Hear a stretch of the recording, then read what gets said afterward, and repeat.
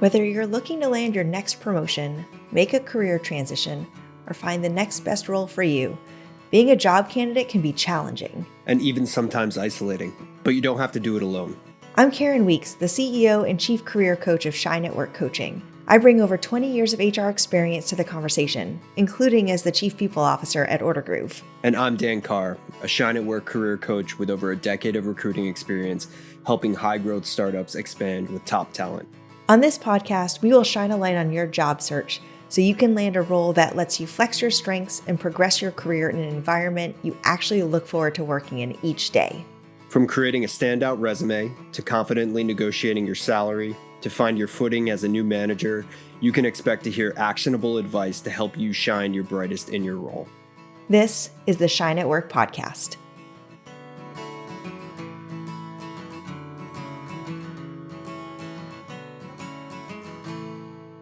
Hi, everybody. Welcome to another episode of the Shine at Work podcast. For those of you who don't know me, which hopefully you do, but if you don't, my name is Karen Weeks, and I am here with my amazing co-host, Dan Carr. Hello, Dan. Hello. Good to see you. Good to see you too. How's your day going? Oh, just wonderful. Good. We are recording this on a Friday afternoon, so this may be a little bit giddier of an episode because we're definitely feeling it today. Yes. But it's okay because we are going to channel this energy into really talking today about, look, we all have the perfect timeline. We wish we could wave the wand and find a job immediately. We want that for you. We've felt that for ourselves and we've searched for jobs, but that doesn't always happen. Sometimes it takes longer than you expect. So we are going to talk about, first of all, how to even set the right expectations for yourself.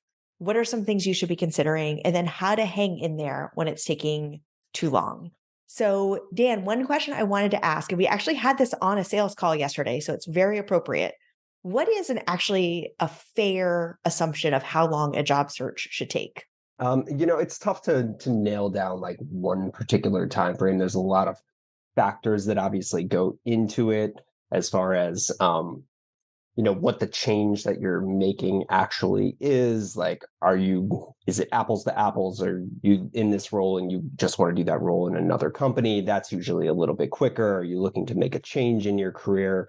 That can take a little bit longer. The season that you're particularly in can have a pretty big effect, meaning that there are lulls in hiring with companies throughout the year. And we'll chat a little bit further about what that means. But I think a safe bet for anybody who's planning to sort of make the leap into searching for a new job, it's probably anywhere between 3 to 6 months would be a ballpark. Yeah, and I think too, you also learn things along the way. So even if you are doing everything right and you have a goal in mind and you're sort of on the path to that goal, like everything in life, if you learn something different along the way, it's okay to say, oh, wait, I need to make some adjustments, which, yes, might prolong your job search. But if it gets you to the right job, it's worth that extra month or that extra whatever to make that pivot in the middle of your search. Yep. And I think the other side of that coin too is, if someone's listening and they're just like, I hate my job and I need to get out tomorrow, like, tell me how quickly I can do this. I think, with a very well-focused search with the right strategies, you can probably shrink it down to that shorter end of the spectrum of 3 months. It just, again, there's a lot of factors that go into play in how you're going about it. Yeah, and I'm glad you brought that up because it is at the end of the day, and I know people joke about this and people may roll their eyes, but like it is a full-time job to search for a job. Sure. So another thing that might extend it, and this is of no fault of anybody, no judgment, is how much time do you have to put into your job search? If you're working a full-time job, can you then take, after dinner to bedtime to like really spend a lot of hours on this every day? Or is it just a couple of hours a week? Not right or wrong, but it may affect your timeline. Yep. Yeah. And I think one of the tougher things too is if you're working, you're going through the process and then you start to get some interviews. So now you're in a different phase where you're trying to prepare for interviews, but you're also trying to keep the wheels in motion on new opportunities. And sometimes that falls by the wayside a little bit. And then if you don't get those jobs that you're interviewing with, then you're kind of starting back at square one. So it can be pretty tough in sort of balancing all that. And probably the best thing that you can do is be realistic with yourself have something, a scheduled time throughout the week, whatever that is, whatever works in your life, and try and really stay true to that time frame. It's actually one of the things that we do in the kickoff call with our clients is what kind of routine do you need to build when you are feeling frustrated or you've hit a wall? What do you need to motivate you? How do you need some accountability so that you're able to set yourself up for success from day one? But we talk to you about what does this look like for you? Is it Sunday mornings? Is it an hour every night? If it's different for everybody. So you also mentioned that there's some seasonality to hiring. So this is one of those beautiful moments of we get to tell you a little bit behind the scenes. Companies, just like people, are distracted at different times of the year. So I personally have seen like the holidays at the end of the year and the summer be a little slower because internally, I don't have my interview team. We might be focused on wrapping up the end of the year kind of stuff. Maybe it's the end of a quarter. What are some ebbs and flows to hiring that I should be aware of if I'm a candidate? So I don't think it's me, it's like actually the market. I really think you hit the nail on the head as far as summer months. There's always a bit of a lull, and then around the holidays, like starting November to December, even creeping into January as people's vacations sort of tail Mm, into the new year. Um, Internal teams are taking vacations. It just kind of slows things down. But on the other side of the coin, from a recruiting perspective, if you're going into a search, you're thinking about, are the candidates out there even active, or are they on mhm. vacation? So you kind of, it's an excuse for everybody to sort of slow things down. So really, the best time is to start looking is generally like mid-January through May, and then like September through probably like mid-November is the real like active interview times. And that's not to say things come to a screeching halt. Like I've certainly been in jobs where I'm trying to fill positions like a madman in the midst of December, but it's generally a good rule of thumb just to be aware of and not beat yourself up if you're in one of those time frames and you're not seeing as much activity.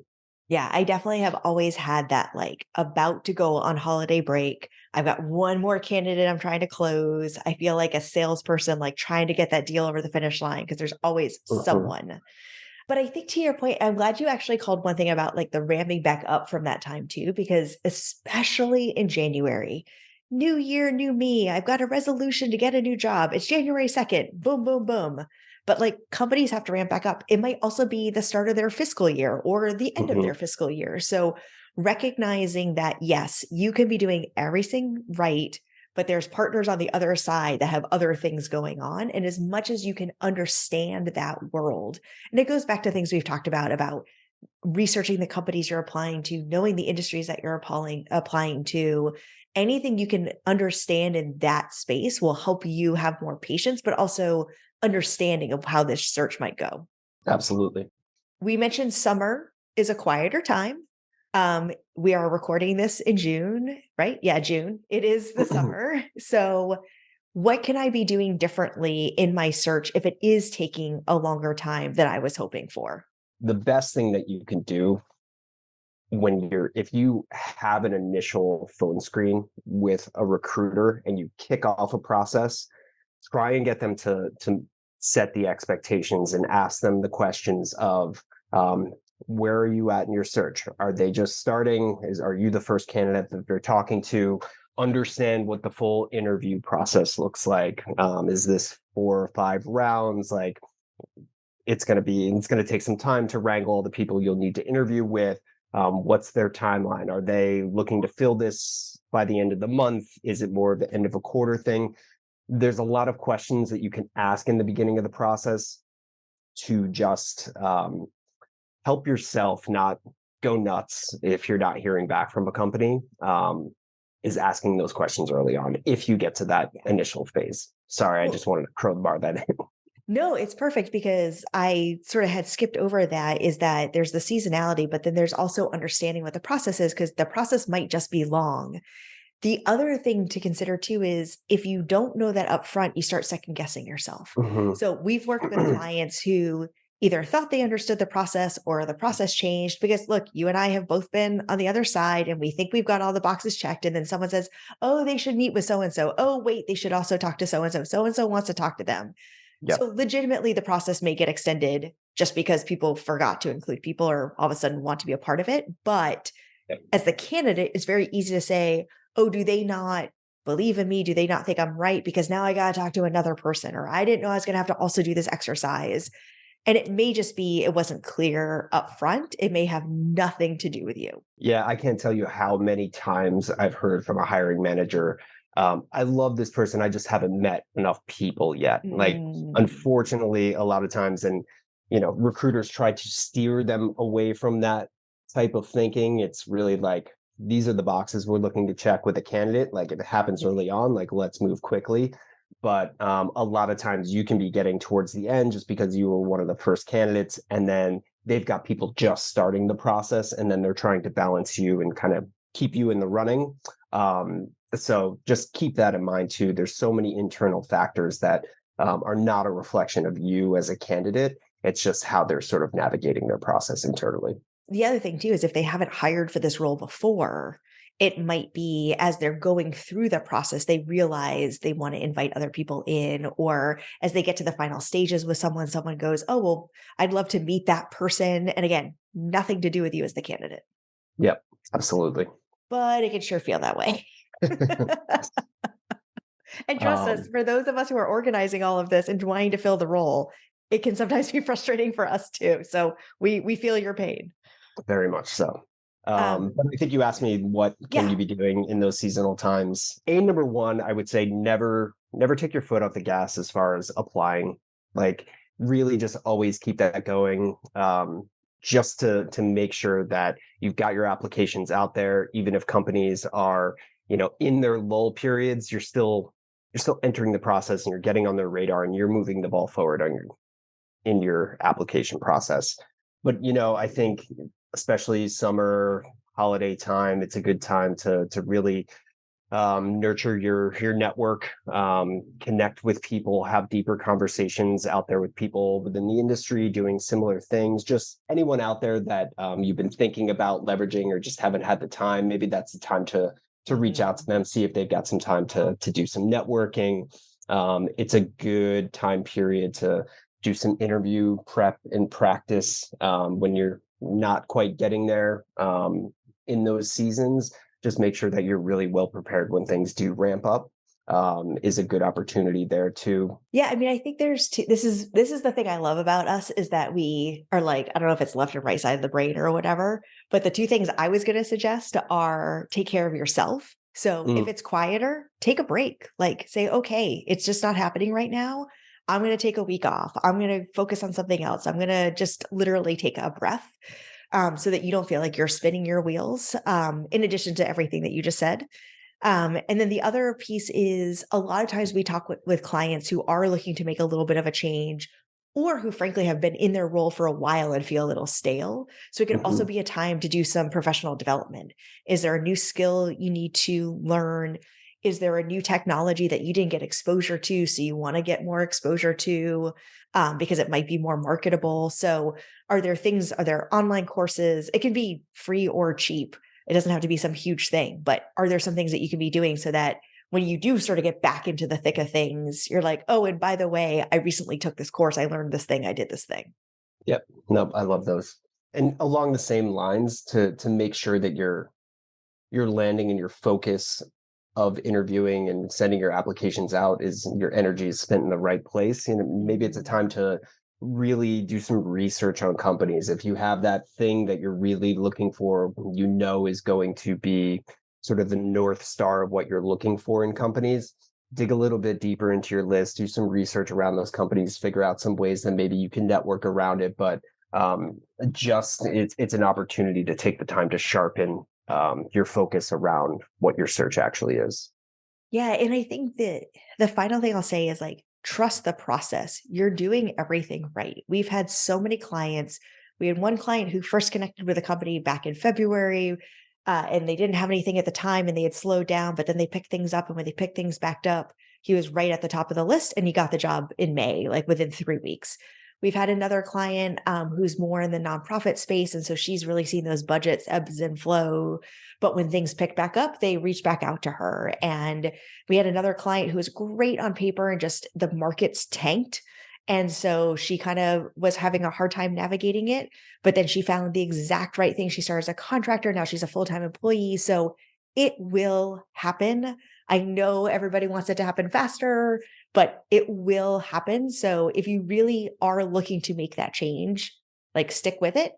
And if not, maybe that's actually telling you something. I mean, how many times have we gone out into the world to interview? We've had conversations and we're like, actually, where I am isn't that bad. So maybe it's Mhm. also a reflection of, is now the right time to make a change? And it's a reflection point for yourself too. Yep, that's a great point.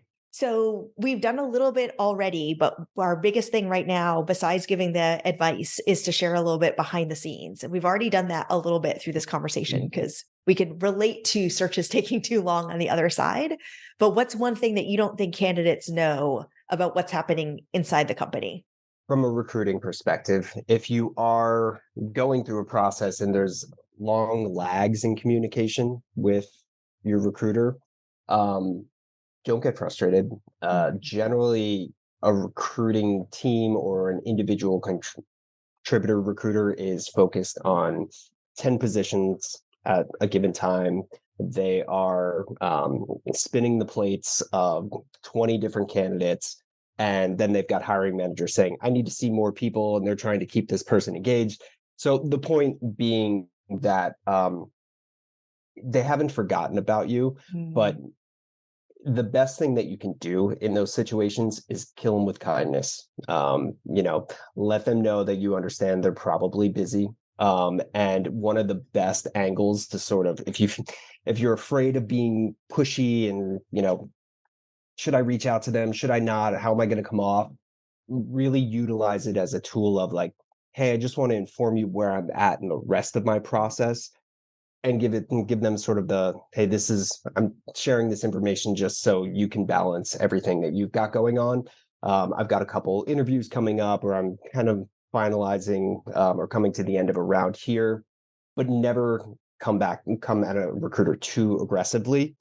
Just kill them with kindness, share a little bit about what's going on with you, and generally that will generate an answer or a response and give you a little bit of input of where you might stand in an interview process. Yeah, and I think actually to add on to that is there may be things going on in the company that they can't tell you about. So Mhm. last summer, Order Groove was going through a due diligence process. So that definitely slowed us down on the hiring front.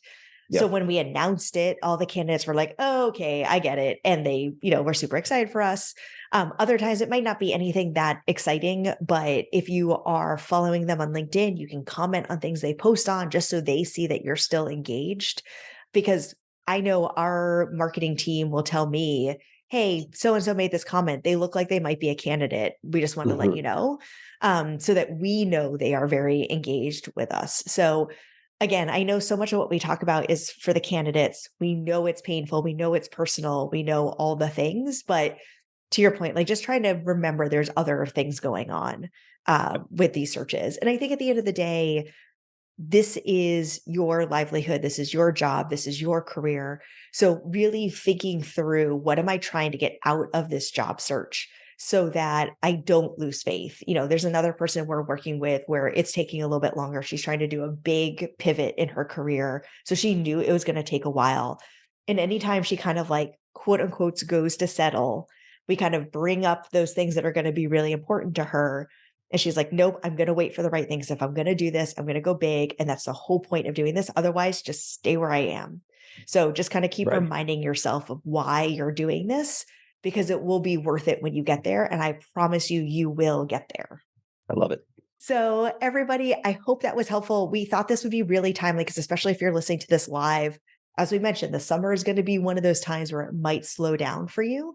So, just remember to stay motivated, focus on those exploratory networking conversations, stay close to the recruiters, be reflective about what makes sense for you and what's right for you at this time, learn some new skills if you can. But if you are feeling stuck in your search and you're getting frustrated with the progress, we can help. So feel free to reach out to us, listen to this podcast, check out some of the other materials that we put out there, reach out to us and we'll chat and we'll see how we can help you because though it may be quiet, though it maybe take longer than you want to, it is worth it in the end. Right, Mr. Carr? Absolutely. Cool.